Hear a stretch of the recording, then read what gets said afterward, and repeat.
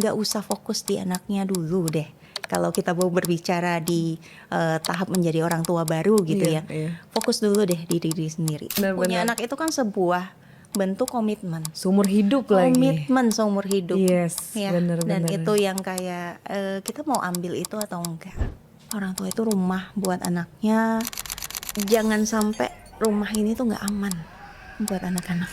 Dia mau balik kemana lagi kalau bukan ke rumahnya? Karena kalau dalam pernikahan kan kayak kita menyatukan nih trauma atau luka apa yang kita punya dengan yang pasangan kita punya. Nah, nanti itu yang akan terbentuk dalam keluarga kita.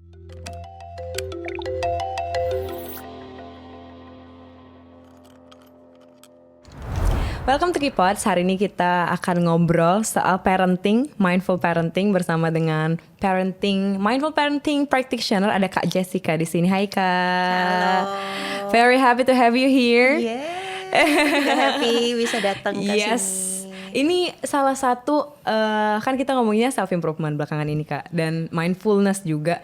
Nah tapi memang jarang ngomongin tentang parenting. Tapi 2 tahun belakangan ini aku menjadi auntie, jadi sudah punya keponakan, jadi lebih kayak aware. Dan ya kan hopefully kita juga akan menjadi orang tua kalau diberi rezeki. Jadi kayaknya penting ya untuk kita ngobrolin parenting itu seperti apa sih? Yes. First questionnya Kak, ini menurut aku penting juga nih karena banyak orang yang bicarakan, banyak diskusi juga.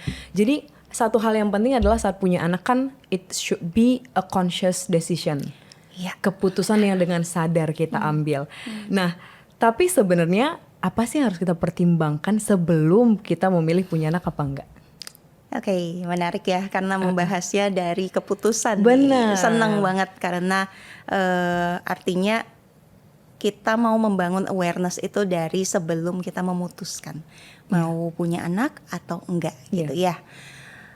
Sebenarnya ada beberapa hal yang mungkin butuh kita cek kembali. Salah satunya kan ya tentunya keputusan itu lahir dari misalnya kebutuhan apakah sudah bisa terpenuhi. Itu kan yang paling utama gitu ya, kebutuhan. Nah, baru dari kebutuhan ini kita naik nih levelnya, melihat apakah sebenarnya kita ini siap. Ya, siap itu kan banyak variabelnya. Siap itu menjadi orang tua artinya siap untuk memberikan waktu juga buat anak. Bukan cuman kita punya anak, tapi misalnya kita punya pekerjaan yang kayak waktunya Habis untuk pekerjaan aja gitu loh. Kayak misalnya ada yang bekerja dari pagi ketemunya sampai malam gitu ya baru pulang. Nah, hal-hal seperti ini sebenarnya menjadi pertimbangan yang mungkin sering banget dilewatkan. Waktu itu ada enggak untuk nanti ketika punya anak. Nah, selain itu ada banyak juga pertimbangan.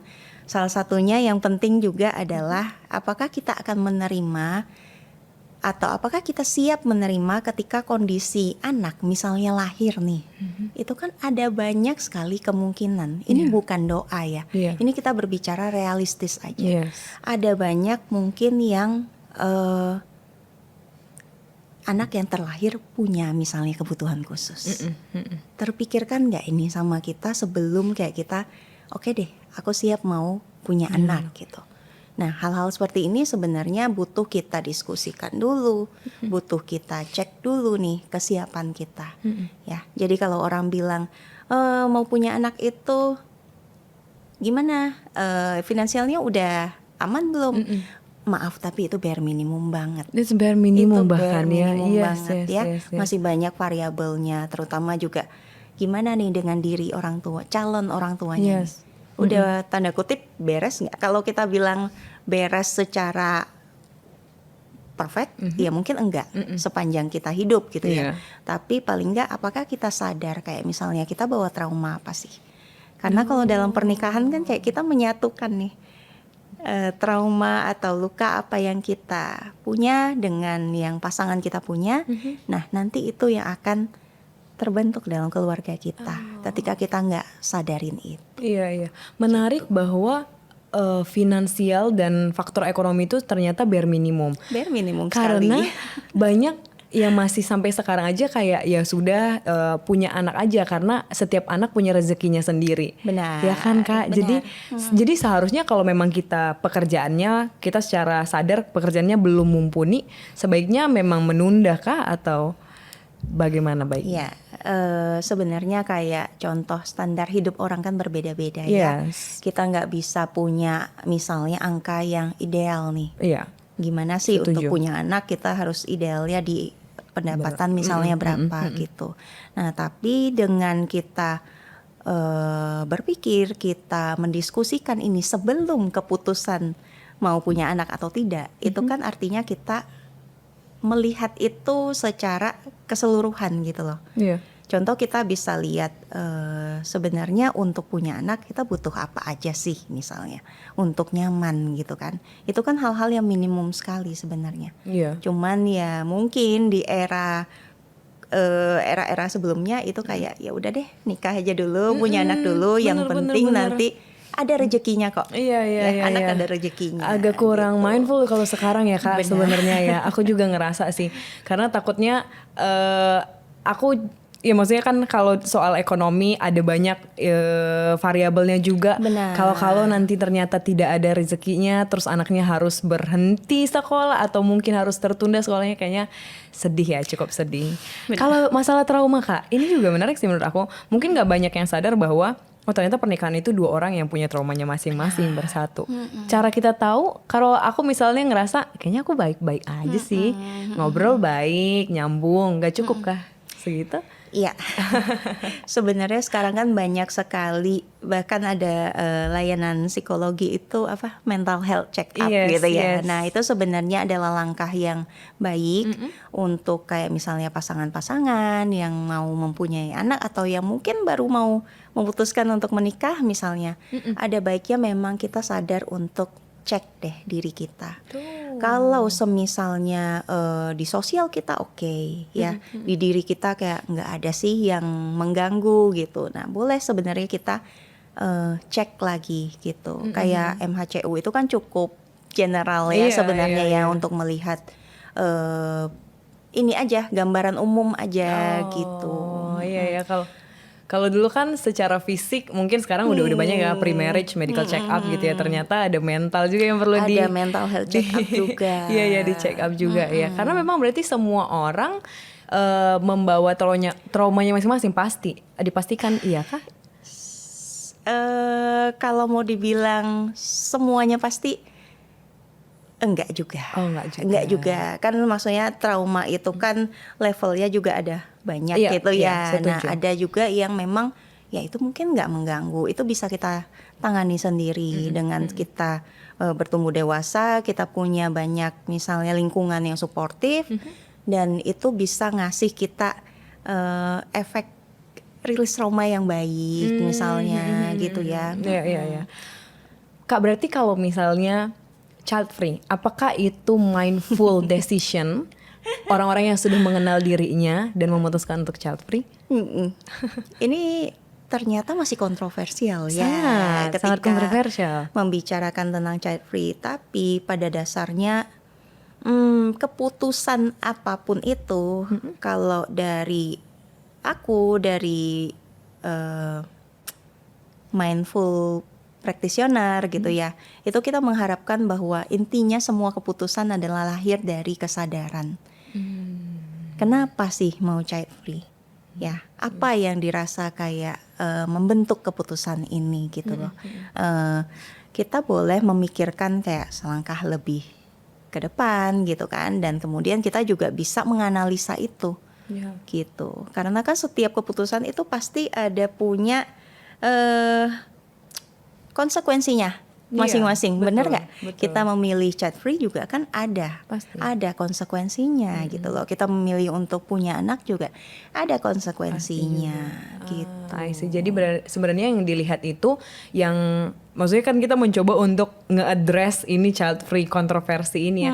Berarti yang dilihat itu sebenarnya conscious decisionnya tadi, Benar. kesadarannya tadi kenapa Benar, dibandingkan dengan yang ya mungkin kan ada alasan-alasan yang mungkin tidak terlalu masuk akal juga ya, yang gitu ya untuk membedakannya. Tapi malah menarik ya dari beberapa yang aku temui gitu ya dengan keputusan child free itu, aku melihat ada bentuk tanggung jawab sih di sana. Oh ya? Mereka Dalam tahu hal apa Kak? mereka tahu bahwa ada hal yang memang mereka belum bisa untuk proses. Ya, ini berkaitan sama trauma gitu ya. Dan ada hal-hal yang mereka nggak mau komitmen di sana gitu loh. Sedangkan untuk kita punya anak kan bukan cuman kayak tadi kita ngobrol ya tentang kayak suka sama anak-anak Iya, gitu kan. benar, Punya benar. anak itu kan sebuah bentuk komitmen. Seumur hidup lagi. Komitmen seumur hidup. Yes, Ya, benar. dan itu yang kayak kita mau ambil itu atau enggak. Gitu. That's the point. Kalau kita sudah sadar untuk oke kayaknya kita mau punya anak nih. Kalau mau menerapkan the mindful parenting ini, apa sih sebenarnya yang variabel-variabel di dalamnya itu Kak? Kalau ngomongin variabel, sebenarnya basicnya dari mindful parenting itu kan mindfulness ya. Kita belajar untuk being present, kita hadir di sini saat ini, kemudian kita bisa melakukan segala sesuatu dengan sadar, dan kita juga mungkin kan selama ini kita udah terbiasa hidup dengan otomatis ya. Semuanya serba otomatis, apalagi kayak di dunia yang makin modern kok kayaknya makin mengarahkan kita untuk ayo hidup secara produktif, hidup yang benar-benar semuanya serba cepat, semuanya serba mudah gitu. Nah, di mindfulness mau melihat bahwa ketika kita stop bentuk-bentuk dari otomatis ini, apa yang kayak kita lakukan gitu ya, kita itu jadi bisa contoh mengubah reaksi jadi respon. Ini dua kata, tapi ini berbeda. Reaksi biasa yang kita lakukan ya, ada sesuatu yang datang kita langsung bereaksi nih, itu kan reaksi yang otomatis gitu ya. Nah, tapi kalau respon artinya kita mampu untuk memproses itu dulu. Jadi kalau di mindful parenting kita bisa bilang apa yang misalnya kita katakan, apa yang kita mau ambil jadi value keluarga, apa yang kita mau didik nih ke anak-anak kita, itu memang kita buat dengan sadar dan dengan respon, bukan dari otomatisnya kita gitu loh. Apakah berarti kalau mindful parenting dia menghindari untuk marah-marah ke anak? Oke, kalau mindful parenting sebenarnya esensinya bukan di menjadi zen terus. Ya. Kalau kita bilang mindfulness itu biasanya orang mengarah meditasi, ya kan? Betul. Kalau kita bener kayak pokoknya yang zen gitu. Nah, sebenarnya kalau di mindful parenting esensinya itu bukan di buat orang tua agar nggak marah-marah gitu, bukan. Tapi kita cuma melatih orang tua untuk menjadi sadar. Nah, di balik sadar itu nanti akan tahu responnya gimana sih. Kenapa sih mau marah-marah itu kenapa? Ya kan? Biasanya kan marah-marah itu cuma cara yang kita tahu untuk mengeluarkan atau mengekspresikan emosi kita. Ada banyak loh kayak orang tua apalagi yang sekarang ya mengajarkan anaknya, ayo belajar regulasi emosi, ya kan? Pakai dulu ada zamannya pakai flashcard tuh. Ini emosi apa? Pada dasarnya di rumah itu orang tuanya udah bisa regulasi emosi belum?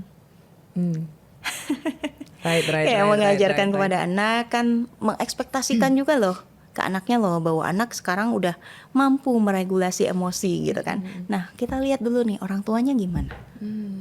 Kalau misalnya orang tuanya masih mengungkapkan ekspresi emosi marah, emosi apa namanya, ya marah gitu ya, dengan cara marah-marah.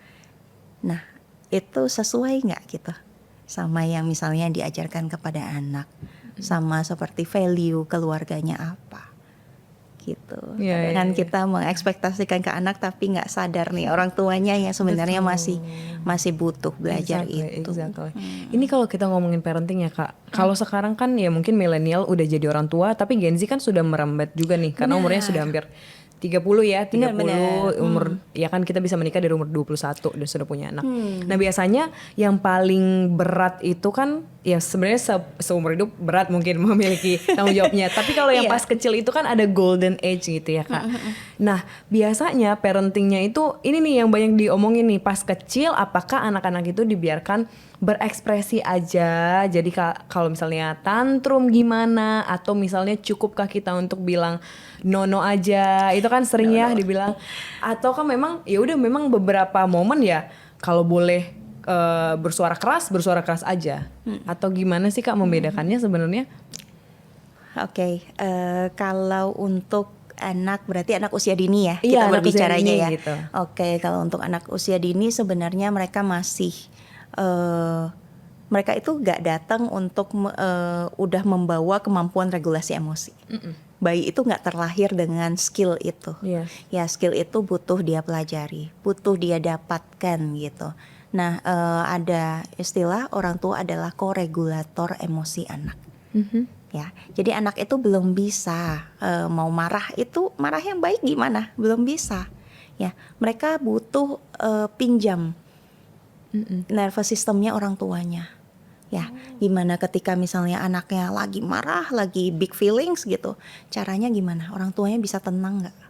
Ketika orang tuanya bisa tenang, anaknya bisa minjem ketenangannya orang tuanya. Tapi gimana yang kita lihat kalau anak misalnya tantrum, dia kan taunya caranya ya kayak gitu ya, Iya, mengekspresikan nangis, itu, benar. nangis guling-guling misalnya, orang tuanya marah nih, nyampe nggak kira-kira pesannya, mau mengajarkan emosi ke anaknya, kan jadinya nggak nyampe. Jadi sebenarnya kalau menurutku memang fokusnya nggak usah fokus di anaknya dulu deh. Kalau kita mau berbicara di tahap menjadi orang tua baru gitu Iya, ya, iya. fokus dulu deh di diri sendiri. Ya. Oh my God. Apalagi lebih baik itu kalau misalnya keputusan hal-hal ini tuh dimulai dari keputusan awal. Iya. Waktu anaknya belum lahir nih, orang tuanya dulu deh yang belajar dulu cara kayak misalnya kita lihat kalau di kolom kolom komentar, misalnya nih ada satu masalah gitu ya. Kayak negeri kita kan sekarang kayak lagi banyak masalah gitu. Iya. Coba kita buka deh kolom komentarnya. Kayak banyak banget kata-kata yang nggak pantas, kata-kata yang menyerang personal gitu Iya. kan. Nah, sebenarnya kalau kita bilang itu cara gimana sih cara kita misalnya berdiskusi atau cara kita menyampaikan ketidaksukaan, cara kita protes gitu. Nah, itu kan berarti kita nggak belajar itu. Di rumah berarti Di nggak rumah. dapat. Iya, dan kita mungkin nggak sadar, siapa yang ngetik itu mungkin nggak sadar gitu loh. Ya. Ujaran-ujaran kebencian, kayak kata-kata yang bahkan ya kata-kata yang menyerang fisik. Ya itu juga nggak boleh Ya, sekarang itu kan Iya. benar umum banget kita temukan gitu loh. Nah, itu bisa nggak orang tua itu menjadi contoh bahwa mengungkapkan ketidaksukaan itu boleh, tapi ada caranya loh. Dan it always start dari rumah sebenarnya Dari Kak. rumah. Oh, so how? Bagaimana cara kita belajar menjadi orang tua? Ikut kelas atau apa Kak? Menarik karena memang sedang menyiapkan ini ya. Kita sedang menyiapkan ini. Yeah, we're looking forward. Iya, jadi memang menjadi orang tua itu nggak ada sekolahnya nih. Iya. Gimana kalau kita bikin aja sekolahnya? Ya, menarik ya kedengarannya kalau ada sekolah untuk orang tua gitu. Sebenarnya itu sangat possible gitu loh Iya. untuk dihadirkan. Nah, cara kita apa ya tadi ya? Cara kita Menjadi orang tua itu. menjadi orang tua gitu ya. Sebenarnya kalau sekarang kita punya privilege untuk belajar, banyak sekali aksesnya gitu ya. Cuman lagi-lagi kembali kayak coba kita pisahkan dulu stepnya antara kita belajar untuk jadi orang tua, gimana cara kita ngasuh anak, dengan cara kita kayak yuk proses dulu ke dalam, yuk inner work dulu yuk. Nah ini kan kita bisa ketemu profesional ya. Ketika misalnya mau merit nih, misalnya kita butuh ke psikolog kah? Ya kan, kita butuh diskusi kah atau apapun yang memang kita bisa akses itu gitu loh. Kalau zaman dulu, zaman orang tua kita kan nggak ada akses itu. Ya, dan itu juga mungkin menjadi alasan kenapa mereka mungkin kurang mindful kalau sekarang ya Kak. Benar. Gak bisa kita salahin juga sih. Itu nggak salah. Iya, Itu iya, yang iya, terbaik yang bisa mereka beri untuk kita. Betul, gitu. betul. Karena mereka nggak punya akses tadi Mereka ya. nggak punya akses itu. Oke. Berarti kalau untuk akses dan kelas-kelas yang mau diikutin ini Kak, itu harus both kita dan pasangan dong ya? Apakah misalnya ibu aja yang mindful itu menciptakan family yang mindful juga Oke. tanpa ayah? Oke, sebenarnya satu orang berubah di dalam, kalau kita ngomong udah di dalam keluarga gitu ya, satu orang berubah aja sebenarnya itu banyak mengubah hal di dalam keluarga gitu ya, Oke. dinamika keluarga. Iya. Tapi bisa dibayangkan ketika dua-duanya membawa perubahan, membawa kesadaran, gimana nih rumah ini, senyaman apa anak bertumbuh di rumah ini gitu loh.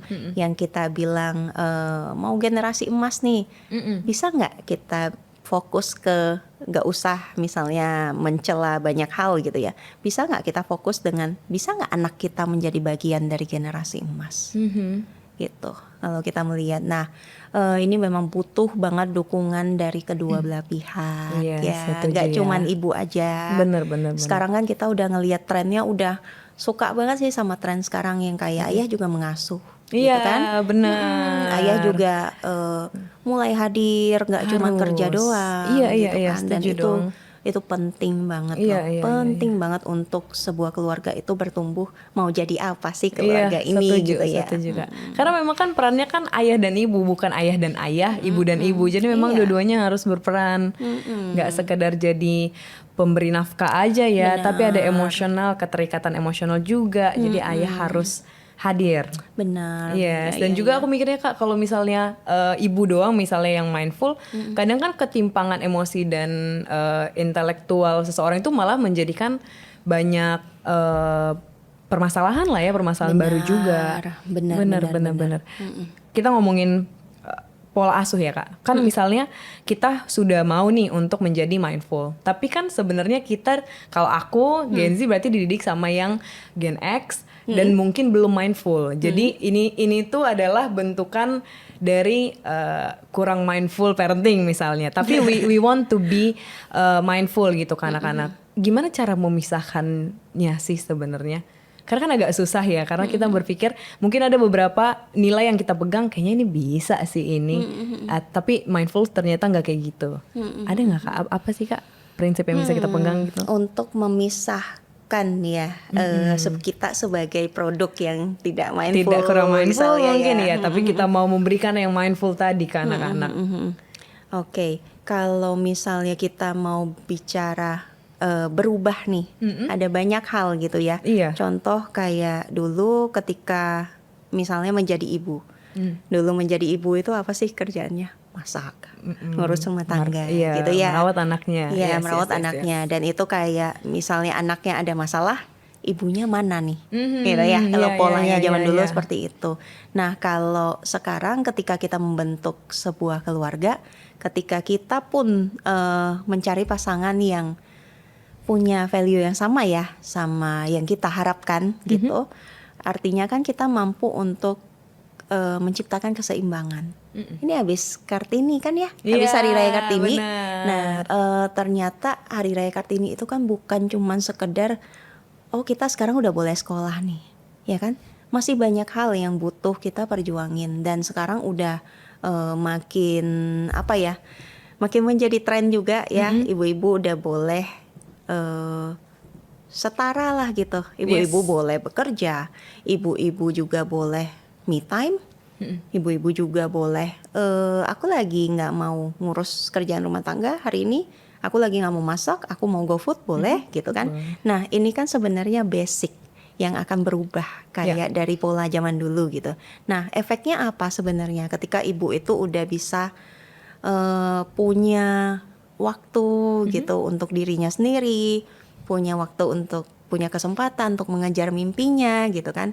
Artinya kan anak juga akan melihat kesetaraan itu. Yes. Ya, kesetaraan itu sih poin yang menjadi perubahan yang menurutku paling besar dari orang tua kita mungkin dulu sama orang tua sekarang. Setuju, Gitu. sangat setuju dengan statementnya. Apalagi yang soal ibu yang masih bisa mengejar mimpi. Itu menurut aku underrated banget Kak. Karena kayak mungkin ketakutan seseorang pas sudah menikah dan punya anak, apalagi kalau perempuan adalah, aduh berarti aku harus mengorbankan mimpi-mimpiku. Kehilangan diri. Iya, kehilangan diri. Oh my dan God. peran lainnya selain selain sebagai orang tua gitu kan. Padahal enggak ya. Padahal enggak, Kita tapi masih bisa kok. Iya, tapi ya penting lagi Empowered. artinya kita mencari pasangan juga yang mendukung Betul. itu. Sepemikiran, sepadan itu ya. Gitu.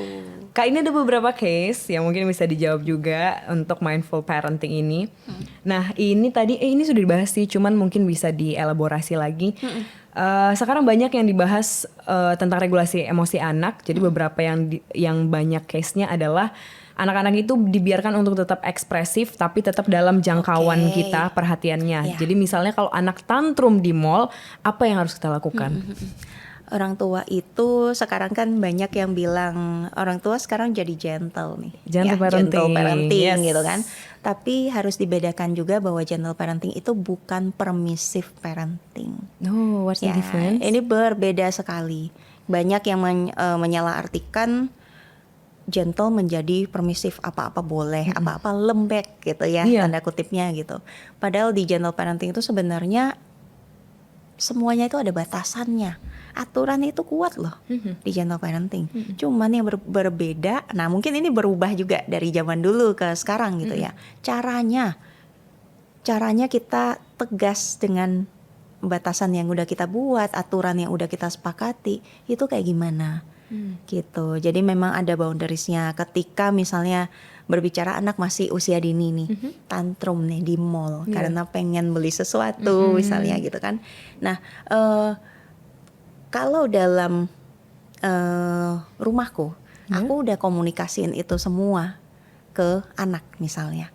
Oh, kita akan pergi nih misalnya ke mall. Nanti pasti ada banyak barang yang menarik dan menurutmu itu pasti kayak asik ya untuk dipunyai gitu ya. Nah, tapi kita punya batasan bahwa tidak semua barang yang menarik itu perlu dibeli. Nah, ini salah satu hal yang ditanamkan ke anak gitu ya. Jadi kalau sekarang anakku udah usia 7 tahun, aku nggak pernah takut yang namanya anakku ngotot lihat ini mau beli ini gitu ya. Itu nggak pernah lagi ada ketakutan seperti itu. Karena komunikasi Karena tadi komunikasi itu dibentuk dari usia dini. Jadi diberitahu bahwa dari usia dini kan mungkin kita kayak mengkomunikasikan caranya. Kamu pengen sesuatu, oke. Yuk kita ngobrol yuk. Anak-anak udah bisa kok diajak ngobrol. Iya. Ya bisa kan? mengerti Nggak harusnya. perlu kita nggak perlu underestimate anak kita gitu. Mereka itu cerdas.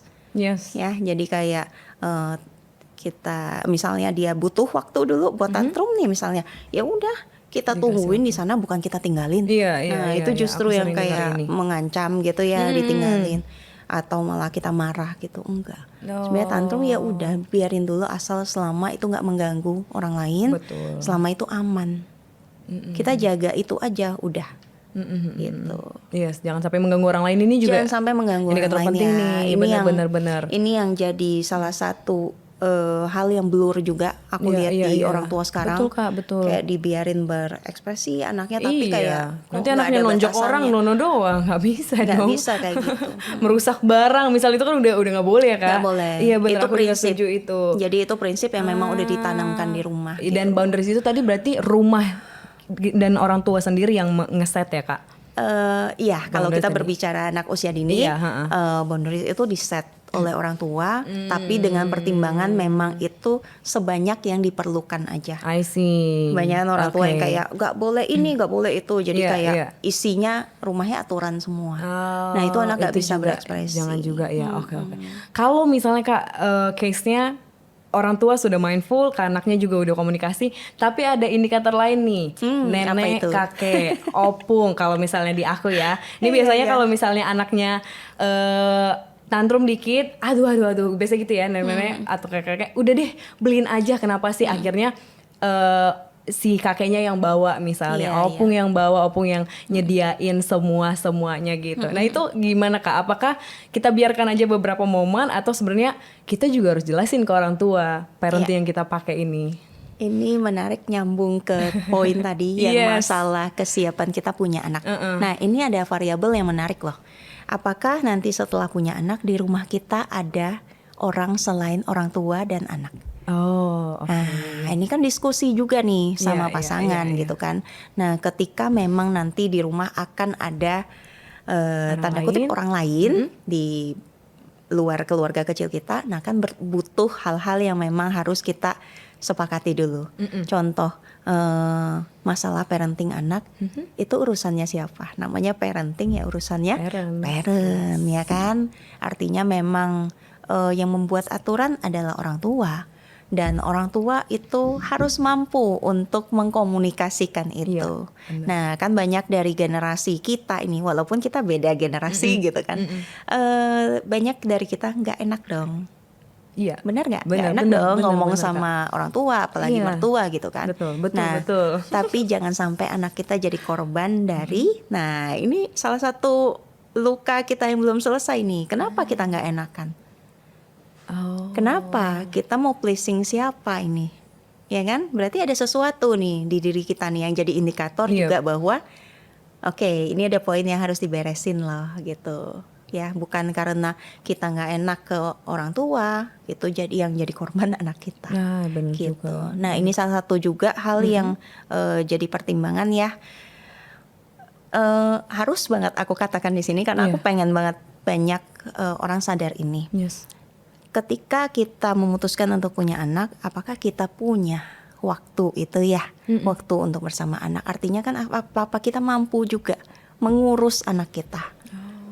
Ataukah ketika kita berpikir ketika punya anak kita akan titip nih kakek nenek Orang terdekat. atau hire babysitter Iya, dan atau ke daycare. memberikan semua kayak apa ya sepanjang hari bersama babysitter? Mendelegasikan tugas-tugas orang tuanya ya jadinya. No way. Enggak banget sih. Ini banyak banget kejadian dan harapannya ketika orang belum punya anak, harapannya kesadaran ini udah mulai muncul ya. Iya. Jadi mau punya anak artinya ada komitmen di sana, ada tanggung jawab. Tanggung jawabnya nggak mudah. Yes, setuju. Ya, ini John Kabat-Zinn, Bapak mindfulness dunia itu juga mengatakan bahwa parenting itu ya sesuatu yang sulit. Ya. Kita bukan melahirkan anak cuma untuk membesarkan anak, tapi kita mengasuh anak kita. Exactly. Ya, itu yang jadi semoga ini jadi poin deh kesadaran buat audiens ya. Tapi kebetulan yang Gimana kalau ini Kak? Kalau misalnya kedua orang tuanya atau kita dan pasangan yang masih merintis. Jadi kan mengharuskan kita berdua bekerja. benar. Nah, kalau kayak gitu kasusnya Benar. Banyak kok. apa yang baik? Banyak di generasi sekarang yang kayak kedua orang tua itu bekerja. Sebenarnya poinnya kan bukan di hanya di waktu kayak berapa jam nih kita mengurus anak atau begitu nikah harus salah satu harus di rumah gitu. Iya, Sebenarnya begitu. banyak hal yang bisa kita lakukan. Contoh misalnya ya ketika kita menitipkan ke bantuan ke babysitter bukannya nggak boleh kok. Tapi di mana peran kita sebagai orang tua? Masih ada nggak peran kita sebagai orang tua di sana?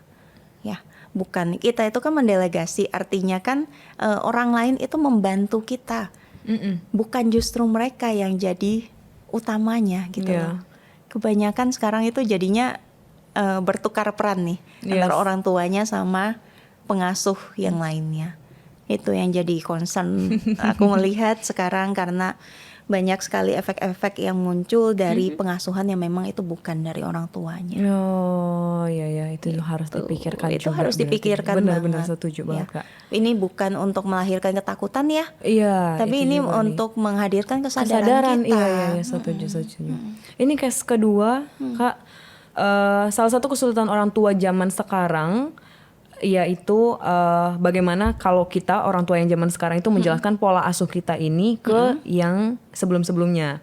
Terutama misalnya ini case-nya kalau misalnya ada keluarga atau tamu yang datang, tapi keluarga dekat, Bude, Pak D segala macem, kan biasanya suka ngomentarin ya, Iya, suka benar. itu tidak kayaknya inevitable mengomentari apapun yang dilakukan. Nah sebagai ibu muda mungkin baper atau mungkin bingung juga Kak. Nah ini sebaiknya apa sih yang bisa dilakukan sebagai ibu muda ini untuk menjelaskan parenting kita emang udah beda nih, Bude, Pak D gitu.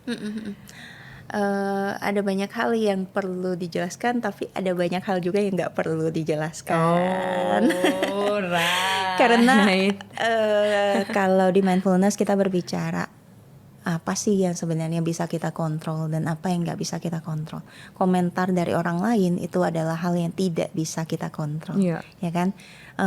Dan bagaimana ketika kita udah mampu mindful, kita udah mampu kok untuk menyortir itu. Ya, dan ketika kita mengkomunikasikan, oke, cara pengasuhan kita berbeda, ya udah komunikasikan seperlunya aja, nggak perlu untuk memberi penjelasan yang berlebihan untuk orang melihat bahwa parenting kita berhasil. Ya, Nggak nggak perlu ada justification mungkin ya, nggak perlu ada yang dikejar. itu malah hati-hati lagi kalau kita merasa kayak harus banget untuk menjelaskan. Nah, jangan-jangan kita butuh validasi nih dari orang luar.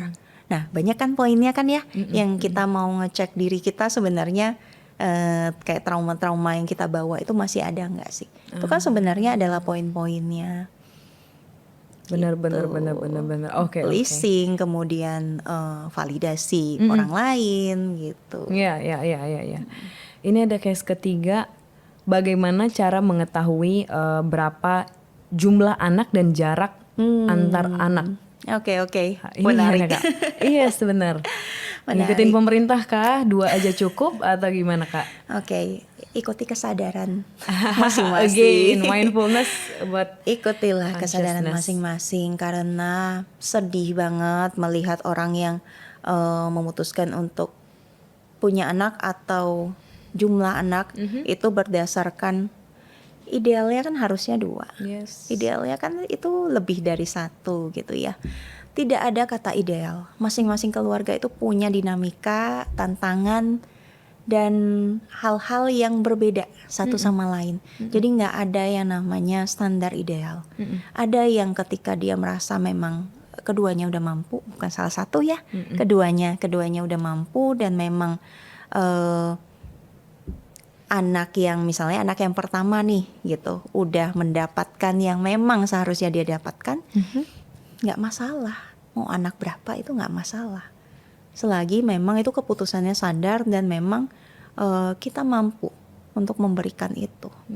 Kita harus sadar dulu kapasitas kita, karena dengan dari nggak punya anak ke punya 1 anak itu dunianya udah berubah. Bagaimana ketika kita menambah 1 lagi nih, ada 2 anak nih misalnya di rumah, ya banyakan dari orang tua yang kadangan merasa idealnya adalah 2 anak gitu, ya tidak ideal bagi semua orang gitu loh. Nggak ada angka ideal buat semua orang saat memiliki anak ya. Iya, itu memang butuh keputusan yang benar-benar kita pikirkan. Iya, setuju. Begitu juga dengan jarak berarti ya Kak? Jarak juga. Iya, berarti. Tapi memang di jarak itu kan ada kata orang-orang di zaman dulu, udah beresin aja susah-susahnya gitu kan. 1 tahun 2 tahun aja. Padahal itu sebenarnya kayak di usia-usia awal anak kan baru belajar ya. Contoh yang tadi kayak regulasi emosi dan sebagainya, dia udah bisa belum sih? Dan orang tuanya kapasitasnya udah cukup belum sih? Atau yang masih tiap hari masih marah-marah, masih ngamuk gitu kan. Nah itu kan artinya dengan yang 1 ini artinya kapasitasnya aja mungkin udah penuh. Ya kan? Apalagi kalau ditambah dengan 1 lagi. Nanti yang jadi korban siapa? Anaknya lagi, dia juga sendiri yang akan menjadi korban gitu. Tapi take in notes kalau memang sudah mumpuni dan menceklis ya 1 tahun bedanya, 1,5 tahun 2 tahun nggak apa-apa ya Kak? 2-3 tahun mungkin lebih oke ya. 3 tahun itu kan jauh lebih stabil mungkin ya. Benar. Jadi kalau misalnya ada yang memang punya anak yang rapet banget sekarang ini, apakah kira-kira tips yang bisa dikasih? Ya itu Masih kecil-kecil misalnya gitu. benar-benar yang pastinya sih sadari kapasitas ya, karena kapasitas untuk menjadi orang tua anak 1 dan anak 2 itu ternyata berbeda banget. Dan kemudian caranya juga ya ketika kita punya anak yang jaraknya mungkin usianya nggak terlalu jauh. Jangan biarkan misalnya si kakak itu dibebankan dengan tanggung jawab dari kelahiran adiknya. Kelahiran adiknya itu bukan tanggung jawabnya dia, itu adalah tanggung jawabnya orang tuanya. Jadi sering ya kita dengar, ayo jaga adikmu loh, ayo ini. Jangan lakukan itu deh gitu. Karena kan kita mau menciptakan hubungan kakak beradik yang juga sehat kan. Gitu. Jadi apa narasi yang harus kita kasih sih Kak untuk si kakak ini atau si adiknya? Sayangi aja atau apa? Biarkan kakak ini jadi punya peran. Kamu sekarang perannya kakak loh gitu. Tapi peran ini jangan kita beri tanggung jawab yang bikin anak ini tuh ya dia sebenarnya belum punya kapasitas itu. Contoh dia harus menemani adiknya gitu. Padahal kayak dia sendiri masih butuh main loh. Yes, bener, dia pengen main dengan yang dia senangi gitu kan. Dan yang pastinya jangan sampai kakak juga jadi kehilangan orang tuanya karena orang tuanya terlalu fokus dengan adik yang baru. Makanya sadar kapasitas itu luar biasa. Kita nggak mungkin akan menjadi adil yang fair semuanya. Ini dapat 10, ini dapat 10, nggak mungkin. Tapi kita punya skill ya untuk melatih itu. Semua ada seninya untuk membagi menjadi balance gitu ya. Oke. Next case-nya, gimana caranya agar orang tua baru tidak punya tendensi bahwa anak itu adalah investasi. Jadi tidak ada masa depan balas budi anak atau mungkin anak jadi bahan show off mungkin ke geng-geng barunya itu gimana Kak? Iya. Malin kundang ya. Itu semoga nggak ada lagi ya di generasi sekarang karena anak durhaka itu nggak ada. Ya, karena memang benar anak itu bukan investasi dan anak itu nggak harus balas budi. Yang mau menghadirkan anak itu siapa? Anaknya nggak minta lahir sendiri kok. Ya kan? Kita yang dengan sadar melahirkan anak kita. Gitu. Jadi apa yang kita berikan kepada anak itu adalah apa yang kita pilih. Tadi kan dari keputusan mau punya anak, loh kan kita udah mau kasih komitmen, kita udah ngambil tanggung jawab itu gitu. Jangan kita jadi balikin lagi gitu kan. Ini kan ya menjadi orang tua itu benar-benar kita berpikirnya bukan memberi untuk menerima. Iya kan? Kita fokus saja di memberi gitu loh. Jadi ya memang pola pikir ini sih yang harus mungkin diubah ya. Dan yang penting juga, ini salah satu hal yang penting, ketika orang tua itu tidak kehilangan dirinya ketika dia menjadi orang tua. Ya, ketika dia punya anak, maka dia akan tidak menuntut balas budinya anak. Masuk gak poinnya? Ketika orang tua mengorbankan semuanya, di situ dia meminta itu ada harganya. Itu ada harganya banget. Kita mungkin nggak sadar ya, kayak kita ngasih, aku jadi orang tua yang baik, aku akan mengorbankan semua hidupku, semua mimpiku gitu. Ada loh di belakangnya, karena memberi yang seperti ini, memberi yang menghabisi diri sendiri, itu kita akan menuntut lagi kok secara tidak sadar. Salah satunya adalah dengan attachment. Contoh attachment yang nggak sehat antara kita sama anak nih.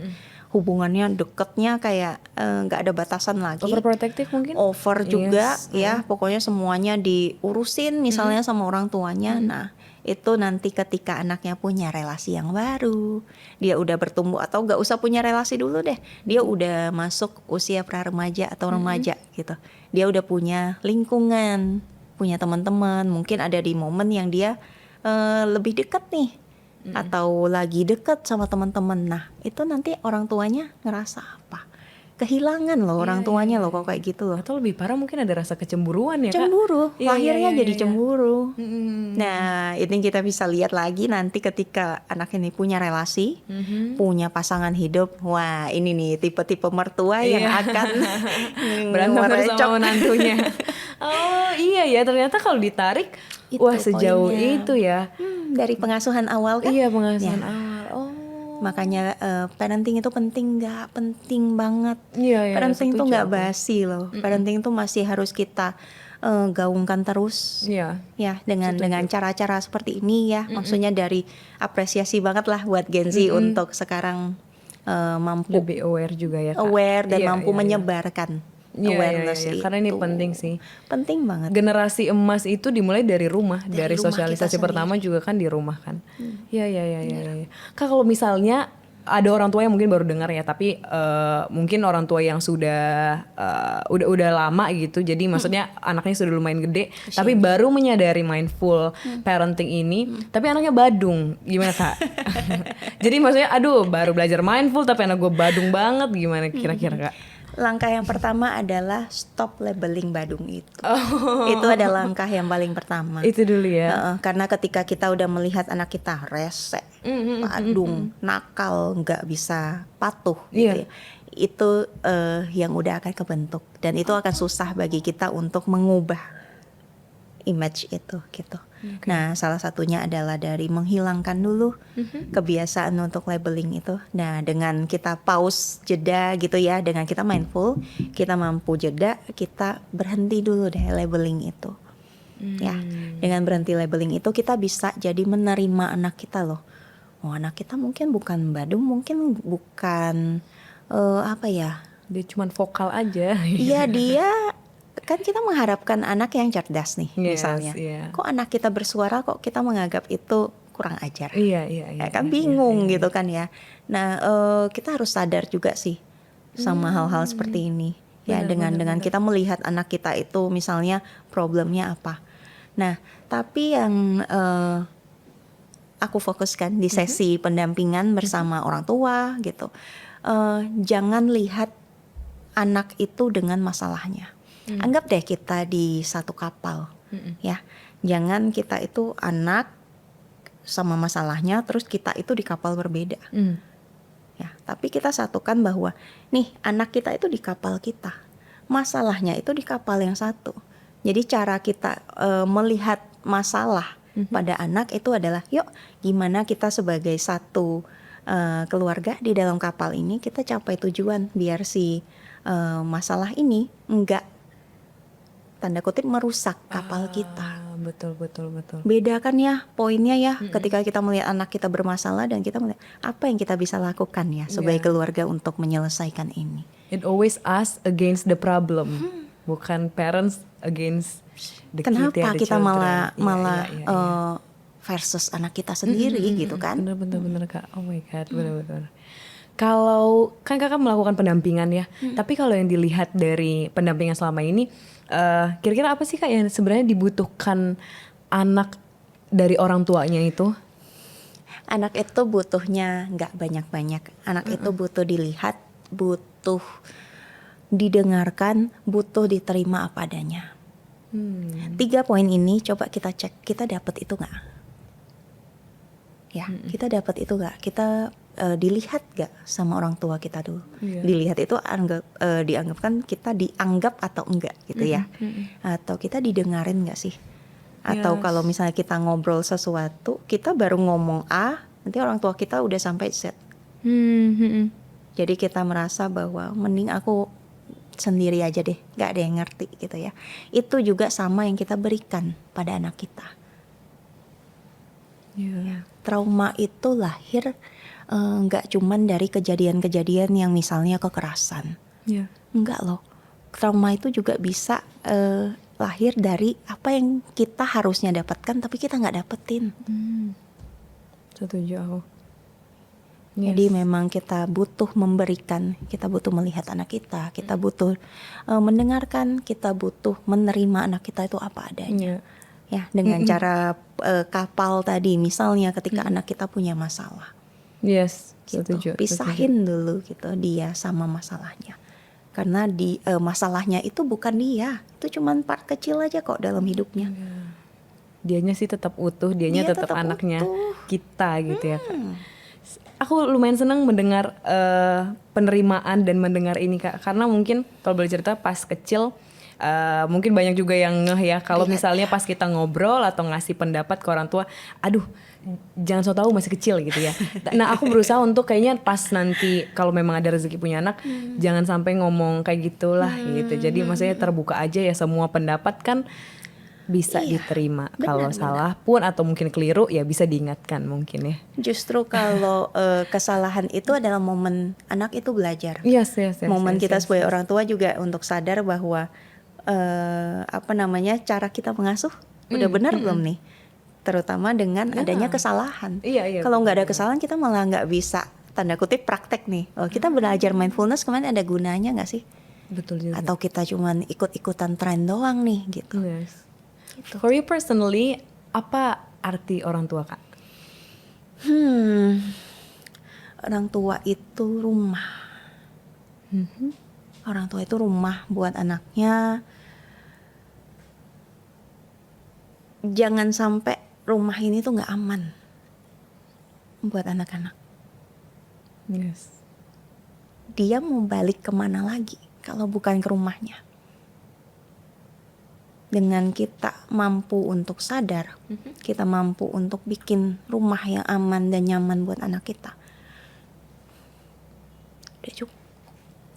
Apakah rumah yang aman dan nyaman itu berarti rumah yang lengkap?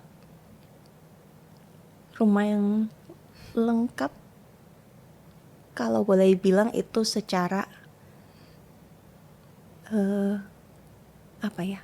mental ya. Oh. Lengkap secara mental, utuh.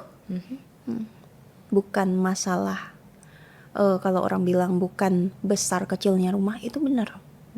Rumah itu bukan bangunan. Rumah itu apa suasananya di dalam, apa yang dirasakan di dalam rumah itu rumah. Dan both harus datang dari ayah dan ibunya Kak? Benar. Ya, kalau berarti itu yang komplit ya. Ya, itu yang komplit secara mentally gitu ya. Yes. Kecuali mungkin ada faktor-faktor lain, usia dan segala macam yang mempengaruhi, itu beda cerita. Itu beda cerita. Yes. Last question for you Kak. Kira-kira ada, kan kita ngomongin mindful parenting, apakah ada latihan sederhana atau mungkin prinsip yang bisa diketahui oleh orang tua, baik itu yang mau jadi orang tua atau orang tua sekarang, untuk bisa tetap mindful walaupun mungkin keadaannya lagi capek, lagi stres, atau lagi tidak bersahabat, tapi memang bisa dipraktekkan Kak? Ya, oke. Yang pertama itu kita belajar ilmu ya, bahwa tentang hal yang bisa dikontrol sama yang nggak bisa dikontrol. Ya, itu bukunya Kak Henry juga, Filosofi Teras itu kan, itu ngajarin ada. Itu, dan itu ngubah banget banyak hal dalam pengasuhan ya. Banyak kadangan yang kita fokus itu sama yang nggak bisa dikontrol. Makanya kayak kita penuh banget nih diri kita nih, kayak residunya banyak banget gitu loh di dalam. Ya, tapi kita belajar untuk misahin itu dulu. Yang nggak bisa dikontrol, ya udah. Belajar untuk fokus sama yang kita bisa kontrol. Nah, selebihnya kita juga belajar untuk hadir di sini saat ini. Kita nggak terjebak di masa lalu, penyesalan masa lalu, dan kita tidak terseret dengan kecemasan masa depan. Ya, karena apa yang kita punya itu sebenarnya ya hari ini. Anak kita nggak akan jadi usia yang sama, di waktu yang sama itu 2 kali. Ketika kita mau jadi orang tua, kita harus tahu prinsip itu, bahwa setiap momen itu nggak bisa diulang. Ya, jadi memang kesadaran untuk membawa diri hadir secara, bukan hanya secara fisik ya, secara mentali juga, itu akan menjadi privilege buat anak-anak kita. Ya, itu kemampuan itu, skill itu akan menjadi privilege. Dan satu poin lagi tadi, jangan hilang diri kita sebagai diri sendiri dan peran lainnya. Jangan hilangin itu. Itu adalah bagian dari diri kita sebelum kita jadi orang tua. Ya, dan jadi kita parenting dengan mindful, dan kita juga mindful dengan diri kita sendiri, dengan pasangan kita. Setuju. gitu. Enggak. Jadi dimulai dari pemahaman tadi ya. Pemahaman dulu. Iya, benar-benar. Belajar pelan-pelan memang jeda juga Yes. kan. Sebelum apa-apa jeda dulu, coba stop dulu. Atau lagi emosi banget kayak misalnya ke klien gitu ya, orang yang meledak-ledak, coba deh pergi dulu sebentar. Ke kamar dulu sebentar, tarik dulu nafasmu. Nggak perlu, kalau kita bilang nggak, latihan meditasi itu penting banget buat kita belajar ya, mindfulness, tapi di dalam hidup sehari-hari kita coba yang bisa kita lakukan dulu secara realistis. Mengambil Akan jeda. jauh lebih baik kita mencoba dari yang kecil dulu. Iya, setuju. Ngambil jeda tadi ya, Kak. Iya. Setuju. Benar. Very much insights. Very happy juga untuk mendengarnya. Hopefully ini bisa terpakai untuk diaplikasiin kalau memang nanti ada rezeki punya anak. Semoga Amin. juga ya teman-teman lebih aware lagi. Kita happy karena Gen Z-nya udah aware ya Kak. Tapi Happy semoga banget. not just aware tapi benar-benar bisa kita praktikkan juga. Benar. Thank you Makasih so juga much. buat Kaisar TV ya, Yes, terima sebarin kasih. awareness ini. Yes, pasti. Terima kasih Kak. Thank Terima you for kasih. coming once again. Good luck. And terima kasih juga teman-teman sudah nonton. Sampai ketemu di episode selanjutnya.